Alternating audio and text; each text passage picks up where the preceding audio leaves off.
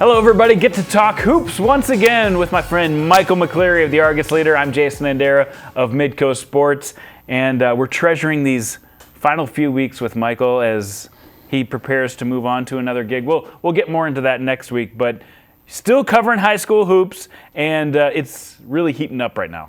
Yeah, it's pretty. I was talking to a college coach actually the other day that, you know, once you get into February, it's kind of wild. Like, you know, you just feel like you got past the new year, and now you're already in sort of like the very, like, you know, the big regular season games going into the postseason. We're going to see postseason games in this month, and we're already halfway through. So, you know, things are picking up. I know there's senior nights every other night. You're looking out and just like, man, we're going to miss you. We're going to miss you. But we're going to enjoy it here for the next few weeks. And later in the show, we'll bring on Matt Case from the Rapid City Journal to talk some West River hoops as well. But we'll start off by talking about top performers around the state over the last 7 days. And a couple I want to mention. I got to watch Hillary Barons on Monday night. She has been on fire. 2 30-point games in the last 8 days, a 31-point performance against Katie Vasika, one of the top, I think, players that are in the entire state, and she's starting to hit from three-point land too. Yeah, I mean, just to expand it beyond Hillary, I mean, you know, some of the talent that South Dakota State women's basketball has bringing in over the next couple of years is just unreal. In this same exact game, we saw Katie Vaseka, you know, go for 31, yeah. And you know, obviously in that same class, you have Claire Shepard from Flandreau. She had a big 30-point game as well. Molly Abdouche from O'Gorman, and Jaden Dunn. Yeah, and from Mount Vernon Plankinton, Emily Fox. Fox, yeah. So yeah, I mean, just an incredible group of names that's coming over the next 2 years to South Dakota State women's basketball. So you know, Hillary's been playing great over the past couple games, and you know, it's cool to see Brandon Valley getting some nice wins over the last couple games. Couple more players I want to mention. Jackson Brower of Roosevelt went off for 6 3-pointers as they upset Lincoln on Tuesday night. 24-point performance for him. That was huge. How about Jackson Edmond of Pierre? He also has had a huge week against not only Huron, but Bismarck and then Brookings on Tuesday. Just absolutely stuffing the stat sheet with double-doubles and dunks. He's a guy, sometimes we look right at the dunks from Heiser, and sometimes we look at Lincoln Keenholz, but just Jackson Edmond, he came back from a football injury and has had a phenomenal basketball season too. Yeah, I mean, they got some great athletes on that team. We saw that during the football season, obviously, but you know, they got a lot of size. They obviously got a great scorer in Lincoln Keenholz to sort of initiate the offense for them, but you know, they're running all over the floor. That's how they won the game. It's a lot of fun. Mallory Miller of Wolsey-Wessington went up against the number 1 seed in Class B, Sully Buttes. They went to overtime, but she put up a huge stat line: 34 points, 12 rebounds, 4 assists. They don't rely on Mallory Miller, but in big games, she showed up big. Yeah, but the offense comes to her. You know, the ball's in her hands a lot, even though, you know, she's playing in that 5 spot. But, you know, she can handle the ball. She could sort of take it up the floor off a rebound if she wants to. And, you know, so, you know, when you have that type of skill set, the offense sort of flows through you, and that's just sort of how it works. How about Randy Rosenquist of Dakota Valley? His dad going through a lot medically right now, and he came out and pulled out a triple-double against Sioux City West on Tuesday night. 26 points, 11 rebounds, 10 assists. This guy, every time I watch Randy, he's really impressive. You watched him against Del Rapids. Yeah, special player, and definitely thinking about the Dakota Valley community right now. But you know, I mean, it's always fun to watch Randy play. He's been playing so great as a senior, and you know, just absolutely stuffs the stat sheet every single time he goes out on the floor. So yeah, he's a special player on a special team. Last week we talked about Reed Russ and Rugby Riken getting triple-doubles. Well, this week, Reed Russ gets another triple-double, 21 points, 11 rebounds, 11 assists, also 6 steals in that game. And Rugby comes really close, 1 assist shy of a triple-double. These guys, you don't realize how hard it is to get a triple-double in high school, and they almost do it in back-to-back weeks. Yeah, we talked about Reed Russ's triple-double last week. That was one of the more difficult stat lines I think I've ever seen anybody pull off. You know, it was a 20 and 20 double-double already. Then he got the 10 assists and almost got 10 steals to make it a quadruple-double. How do you have time to do all that in a game? Exactly. I mean, you know, I couldn't even get 2 points. Like, come on, that's. I doubt that. But let's also mention Drew Reichen in his game against Sioux Falls Christian on Tuesday night. 29 points. He had 6 for 9 from 3 and helped beat the number 3 team in Class A. That was a huge win for them. And then one more I got to throw out.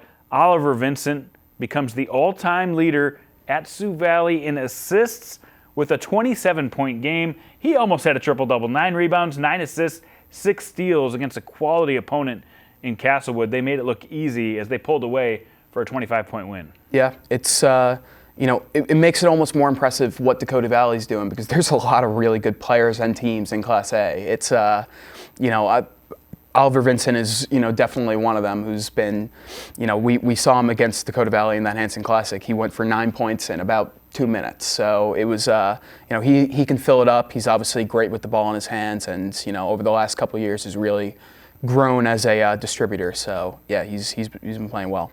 All right, let's take a quick look at some of the stuff coming up this week, and I think this one's been on the radar a long time. Jefferson takes on Lincoln on Friday night, number 1 versus number 2. Just initial thoughts on that one. I want to hear what you think Lincoln's chances are of maybe upending their regular or their undefeated season. Yeah, obviously we saw this matchup pretty early in the season. I want to say a couple games in. Yeah. You know, and instantly, you know, after that game, everybody knew that the next matchup was going to be potentially between the top 2 teams in the class. It wasn't that close of a game. It wasn't, but you know, it just the way that the seasons, especially the next couple games after that, when Jefferson's got a couple easy wins and then Lincoln got a couple easy wins, it was like, okay, like, you know, we see where this is headed. And, you know, now we're getting towards the end of the season where Lincoln, you know, up until the loss last night against Roosevelt, you know, they were playing some of their best basketball. Yeah. You know, obviously JT Rock is playing fantastic. Elliot Whitney and Tate Schaefer has been, you know, shooting lights out from 3. But, you know, Jefferson, you know, they've found ways to win game, even in games where they really don't look like they played their best. Like, they've always found ways to win. Obviously, they're the only undefeated team remaining in Class AA. So, you know, it's yeah, this is going to be fun. I'm excited for this one. We talked to Tim Reck last week on the show. He was our guest, and he mentioned that our press maybe is getting figured out a little bit. Like, there's some things going on throughout the season where teams are kind of catching up to them, and you wonder if Lincoln maybe was looking ahead a little bit to Friday night as they played against Roosevelt on Tuesday, did not shoot the ball well, under 30% from the field, and gave up a big night to Jackson Brower. But you feel like Lincoln, other than that game, was kind of on the trend up. They were shooting the ball well. Jefferson maybe working through some things. Like, this might be an opportunity for Lincoln at home to disrupt that season. We talked about this last year when Roosevelt went undefeated, and also Jefferson's sort of on that same path. You don't really get off nights in Class AA. Right. It's, you know, the Roosevelt proved in the first game of the season against Jefferson that they're a really good team. You know, potentially not a top 5 team that's going for a state championship this year, but why can't they beat anybody on any given night? You know, that's just sort of how Class AA works. So, you know, Lincoln, you know, I didn't watch any of the games, so I'm not going to suggest this, but, you know, if they were to be looking past the game, then that's, you know, that's not how you win games in Class AA. That's not how you go undefeated in Class AA. Yeah, speculation. You know, it's I doubt they were doing that. You know, everybody has an off night, but at the same time, like, you know, off nights can kill you in Class AA. It just, you know, the teams are just really, really good, and every game is really competitive. And, you know, we've seen Jefferson have some struggles throughout the year, even though it seems very clearly that they're the best team in the class right now. Let's move on to Class A, boys, and one of the big matchups I've been looking forward to is Sioux Falls Christian taking on Sioux Valley. Sioux Falls Christian, by the way, have lost 2 in a row. Lost to Western Christian, a good team in Iowa, in fact, one of the best teams in their class in Iowa, and then went to Yankton, and Yankton's on fire right now, but Yankton shot the lights out and took down Sioux Falls Christian, and now they have a chance to go against Sioux Valley, and Sioux Valley is a tough opponent. That also is Friday night. That could be a really good game. Yeah, and we saw Yankton have a couple games that last season, and also a couple games like this season where they just when the Rikens get hot from three, I mean they just can't be beat. It doesn't happen every single game, but that's sort of how Yankton can win these big games and stuff like that. So I still have a lot of faith in Sioux Falls Christian. I don't really read too much in matchup with Western Christian. I mean, you don't have to play them at any time later in the season. So, I think they've been playing really, really well. And I mean, I think Class A is really competitive behind Dakota Valley right now, where it's sort of a race for that number 2 spot at this point. Right. But Dakota Valley would probably tell you that they're not very comfortable in that number 1, even though scores would suggest otherwise. I mean, exactly. I mean, they've been playing one heck of a season, but they know that Class A is absolutely stocked. Let's move to Class B now, where Lower Brule gets an important win last week over White River. That was huge for them, and we've kind of had the same top 5 for the most part most of this season. DeSmet, Lower Brule, Aberdeen Christian, White River, Faith, and those feel like the teams to beat. I don't know who's going to win it out of those 5, but I'll tell you what, it's going to be quite a dogfight. Yeah, it's gotten less and less clear since the Hanson Classic, where it seemed like Aberdeen Christian was separating themselves, but then they just haven't really separated it in that way. They played a really tough schedule too. But yeah, of course. But DeSmet and Lower Brule, they keep on picking up these big wins behind them, where it's no fault to Aberdeen Christian. They're doing what they're supposed to do, but at the same time, DeSmet and Lower Brule aren't necessarily taking those steps back that are necessary for a competitive class where that separation needs to happen. So, I especially those top 3, Aberdeen Christian, DeSmet, and Lower Brule, those are the 3 that I'm really looking towards. And I mean, if you go down to 4 and 5, especially White River, Joe Seiler is maybe potentially the best player in this class. And I mean, when you have that player on your team, then you can never rule a team like that out. So I would still consider White River to be in the mix. I definitely would too. I think when you get into the tournament and you get top-end players like we've seen on Lower Brule and White River, sometimes they just tip the scales and they take over. So Class B looks like a lot of fun. Most of those teams, maybe one regular season game left, so most of it is playoff positioning right now to see who's going to be in position to be a top 2 team in their region to get to the Sodak 16. Let's take a look at girls basketball quickly. In Double-A, Brandon Valley Lynx starting to play well. They have won a couple of games, kind of worked their way into the top 5. O'Gorman got a big win over Harrisburg on Tuesday night.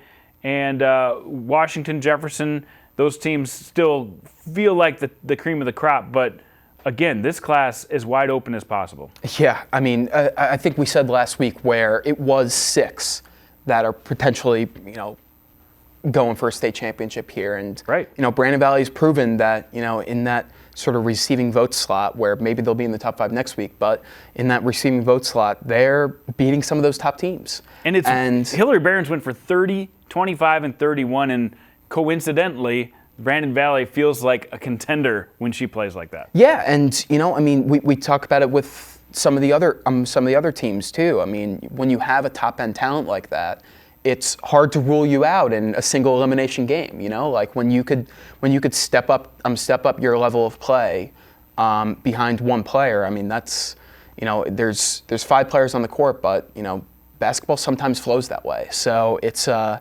mean it's really competitive. It's been competitive all year long. Obviously, we get a matchup between Jefferson and O'Gorman on Thursday, which I think is going to be really good. The only team that really seems like they're just like solidly in their spot is Jefferson, but yeah, I mean, I don't think Jefferson is unbeatable. Exactly. So Washington and Pierre in that 2 and 3 spot both lost last week, and they stayed in the 2 and 3 spot. Just shows you how even things are in Double-A right now.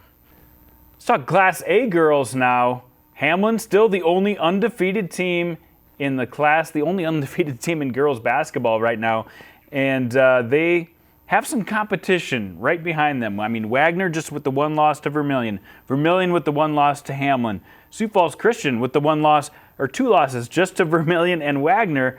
And then Florence Henry with the 1 loss to Hamlin. There's a lot of teams right at the top of this class that feel like they have championship caliber teams. Yeah, and since that Vermillion-Wagner head-to-head matchup, it's incredible how good both of these teams look. Yeah. Where, Vermillion kind of came in as the underdog in that game, and, they very firmly have planted themselves at the number 2 spot where, nobody's really moving Hamlin right now, but Vermillion looks really, really good.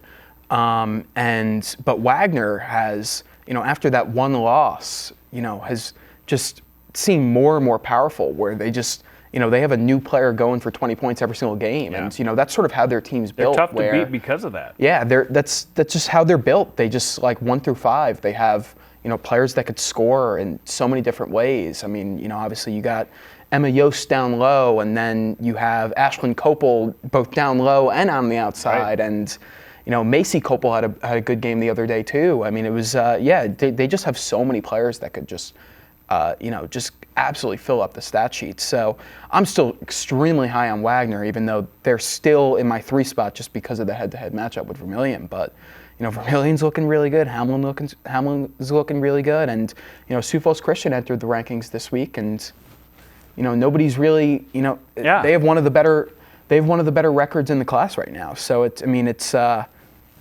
this went from being a class that, I didn't know if it was as competitive as it was last year, because of course last year was kind of insane. It was 8 teams down. But, it's starting to shape up into a class that, it could be, 6-7 competitors. Exactly. And then you got Red Cloud and St. Thomas More, which we'll talk to Matt Case a little bit later in the show about how those teams could maybe assert themselves in Class A as well. But next week, we'll get a little bit more into the regions as we head into the playoffs and look at some of those battles specifically for teams that are looking to try to earn a spot into the SODAC 16. Let's go to Class B now. Wolsey-Wessington got a huge win earlier this week against Sully Buttes. Went to overtime, found a way to knock them out of that number 1 seed. Wolsey-Wessington now takes that number 1 seed overall in Class B. And, of course, we all know that Viborg Hurley is still really good, but they've had some really tough competition over the last 2 weeks, having to go against some of the best teams in Class A. Yeah, I mean, that's we talked about it last week. We've been alluding to it all season. I mean, that's how Viborg Hurley got into the position that they were last year, where they were an 8 seed that had a chance to win a state championship and did win a state championship because they always challenge themselves with the schedule. So they've run into a couple difficult opponents over the last couple of weeks, and obviously not, at full strength as a team, but there's a reason why, still 17 of the 21st place votes are going to Viborg Hurley right now in the media poll. Yep, and there was a convincing win head-to-head against Wolsey-Wessington, but a big win for the Warbirds. Andy Central Dakota Christian got a big win last week. Arlington has really moved up the ranks. I think there's some teams, they're catching fire at the right time in Class B. But again, the big storylines here in Class B are who has a chance to make it, which regions are going to be tough to get into that SODAC 16, and we will talk a lot more about that next week. Joining us now, Matt Case of the Rapid City Journal, who covers high school hoops, amongst many other things for the Journal. But we want to get your insight today about maybe some of the stuff that we're missing statewide, because you have an eye close to West River. Let's start with Rapid City Christian, and in fact, the girls and boys, but specifically the boys who have had a tremendous season. Tell us a little bit about them. Yeah, so, they moved into the rankings a couple weeks ago. They had a huge LNI performance beating Lower Burrell and White River. That was huge, and they've continued to roll. They have their one loss against St. Thomas More in a game that they just had a lot of nerves, didn't come out firing on all cylinders. But outside of that, they've still been really taking it to teams. They had a close game against Red Cloud. Actually, last week they scored 87 and 88 points in 1 week, which matched their previous season high totals. So they can score. They got 3-4 guys who can score. Benson Kiefer is their point guard. He put up 36 points last week against Red Cloud. He's a sophomore. Julius Frog, he's over 6 feet tall. He can pull down rebounds from anywhere on the court, frankly. He's a sophomore. Sam Fisher is a senior. He can hit the shot from deep. So they're really they got a ton of guys who can score, and 3 of their starting 5 are sophomores. Yeah, that's scary when they're that young and they're really coming together, and they've shown consistency too. So that's definitely a team to watch statewide in Class A. Let's talk about the Class A girls now. St. Thomas More has been good for a long time. They're good once again. We all know about Reese Ross, but they got a win over a previously unbeaten team in Red Cloud, another team that could cause some havoc. For sure. I think you said it a couple weeks ago, Jason, that Red Cloud was still waiting for that signature win. And last Monday against STM was a big chance for them to do that. They were coming in ranked number 4. STM was number 5. And it was a really good battle, really good battle. And STM's defense just won out in the end. It was a battle between the best offense in the class in Red Cloud and best defense in the class in St. Thomas More. And St. Thomas More ended up winning that by 10. And then Red Cloud went on to play Rapid City Christian on Friday and dropped that one in another close game. So that was a huge win for Rapid City Christian for sure. But I wouldn't count out Red Cloud either, because Matt Rahman knows how to coach that team. He only had 1 returning varsity starter this year, varsity player, frankly, and they went on to win LNI.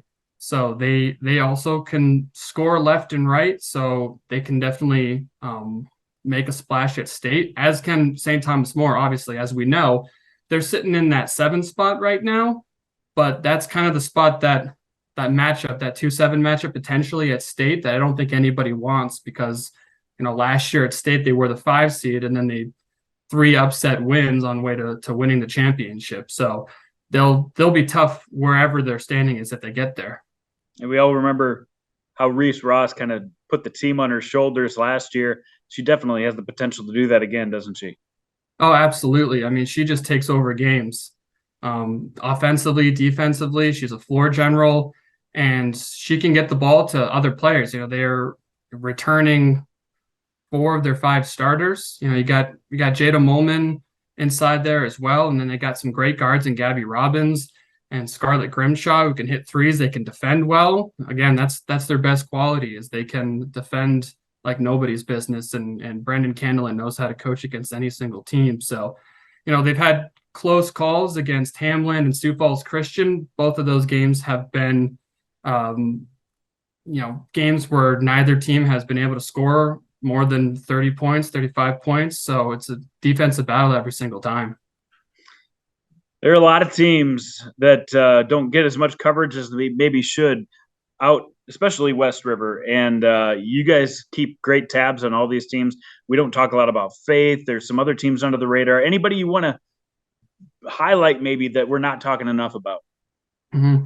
Well, I think potentially down in AA girls, potentially Spearfish. I mean, they're kind of hovering around 500 right now, but they started out 2-6, and now they're, I think, 8-9. So they could potentially make a splash. They know how to play. They can score. And then I think the Wall girls as well can, they kind of towed the line, and the polls. They kind of got a few votes. I was giving them a few votes. They got some players who can definitely score. You got Nora Dinger, she's a floor general. Then you have 2 girls inside in Paige Kierstad and Rhea Tucker, who, but in games they both get double doubles, so they can both pull down rebounds. They can, they control the inside, and they can score onto the boards too. Matt Case from the Rapid City Journal, doing a great job. Thanks for being on with us today. Yeah, thanks for having me on. What are you working on, Michael, for the Argus Leader? Well, gonna get out to a couple girls and boys basketball games this weekend. So going to Jefferson O'Gorman on Thursday. That's going to be a great game, top 5 matchup in Class AA, and that's girls basketball, and then a boys basketball matchup between Lincoln and Jefferson. Oh, yeah. So an all Cavaliers weekend for me, and then before I move on to some college sports. But it's going to be fun to see the 2 top teams in Class AA, and see who's potentially trying to unseat them. Yeah, it's hard to fathom that this Jefferson team has the #1 team in girls and boys basketball right now. So that's a pretty special time to be a Jefferson Cavalier. We are done with our high school coverage. We had a game between Brandon Valley and T area, the girls basketball, on Monday. So our live coverage for the year is over, but we will continue the coverage. We've got a actually pretty fun little Thunder report coming up on Friday of the best dunks of the year, kind of in honor of the NBA dunk contest, which is coming up on Saturday, and I'll put that out on Friday for everybody to share. That's all we've got for today. We'll see you next week on Talkin' Hoops.